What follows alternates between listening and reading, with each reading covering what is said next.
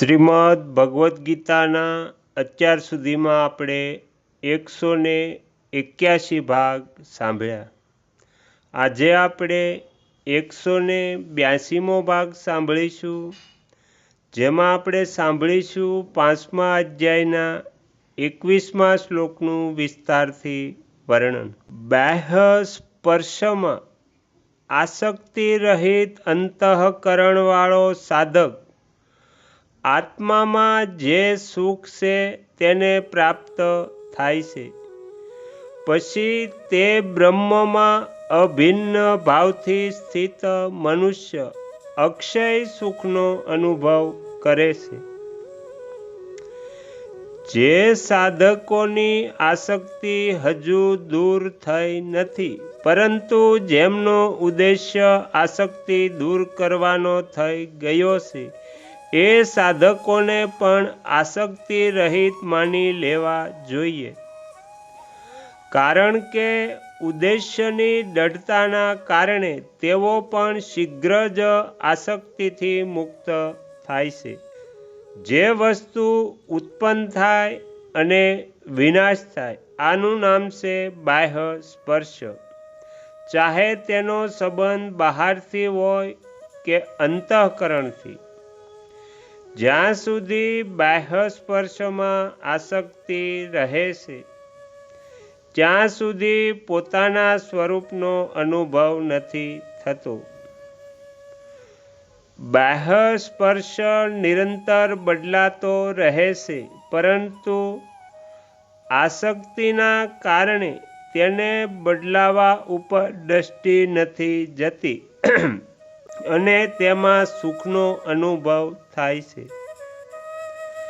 પદાર્થોને અપરિવર્તનશીલ અને સ્થિર માનવાથી જ મનુષ્ય તેમનાથી સુખ લે છે. પરંતુ વાસ્તવમાં તે પદાર્થમાં સુખ નથી. સુખ પદાર્થોનો સંબંધ વિચ્છેદથી જ થાય છે. એટલા માટે સુષુપ્તિમાં જ્યારે પદાર્થોના સંબંધની વિસ્મૃતિ થાય, ત્યારે સુખનો અનુભવ થાય છે. વહેમ તો એ છે કે પદાર્થો વિના મનુષ્ય જીવી નથી શકતો, પરંતુ વાસ્તવમાં જોવામાં આવે તો બાહ્ય પદાર્થોના વિયોગ વિના મનુષ્ય જીવી નથી શકતો. એટલા માટે તે નિંદ્રા લે છે, કેમ કે નિંદ્રામાં પદાર્થને ભૂલી જાય છે.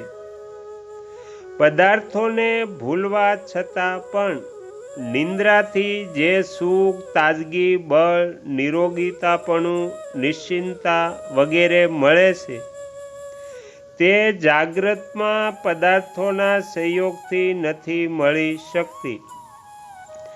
એટલા માટે જાગ્રતમાં મનુષ્યને વિશ્રામ લેવાની અને પ્રાણી પદાર્થોથી અલગ થવાની ઈચ્છા થાય છે. તે નિદ્રાને અત્યંત આવશ્યક સમજે છે, કેમ કે વાસ્તવમાં પદાર્થોના વિયોગથી જ મનુષ્યને જીવન મળે છે. નિંદ્રા લેતી વખતે બે વાતો થાય છે. એક તો મનુષ્ય બાહ્ય પદાર્થો સાથે સંબંધ વિચ્છેદ કરવા ઈચ્છે છે, અને બીજી વાત, તેનામાં એ ભાવ રહે છે કે નિંદ્રા પછી અમુક કાર્ય કરવું છે. આ બંને વાતોમાં પદાર્થોની સાથે સંબંધ વિચ્છેદ ઈચ્છવો એ તો પોતાની ઈચ્છા છે, જે સદા એક જ રહે છે. પરંતુ કાર્ય કરવાનો ભાવ બદલાતો રહે છે. કાર્ય કરવાનો ભાવ પ્રબળ રહેવાના કારણે મનુષ્યની દ્રષ્ટિ પદાર્થો સાથેના સંબંધ વિચ્છેદ તરફ નથી જતી. તે પદાર્થોનો સંબંધ રાખીને જ નિંદ્રા લે છે અને જાગે છે. એ મોટા આશ્ચર્યની વાત છે કે સંબંધી તો નથી રહેતો, પરંતુ સંબંધ રહી જાય છે. એનું કારણ એ છે કે પોતે અવિનાશી ચેતન જે સંબંધને પોતાનામાં માની લે છે તે દૂર થતો નથી. આ માનેલા સંબંધને દૂર કરવાનો ઉપાય છે પોતાનામાં સંબંધ ન માને. કારણ કે પ્રાણી પદાર્થો સાથે સંબંધ વાસ્તવમાં છે નહીં, કેવળ માનેલો છે. માનેલી વાત ન માનતા ટકી નથી શકતી, અને માન્યતાને પકડી રાખવાથી કોઈ અન્ય સાધન વડે દૂર થઈ નથી શકતી. એટલા માટે માનેલા સંબંધની માન્યતાને વર્તમાનમાં દૂર કરી દેવી જોઈએ. પછી મુક્તિ તો સ્વતઃ સિદ્ધ છે.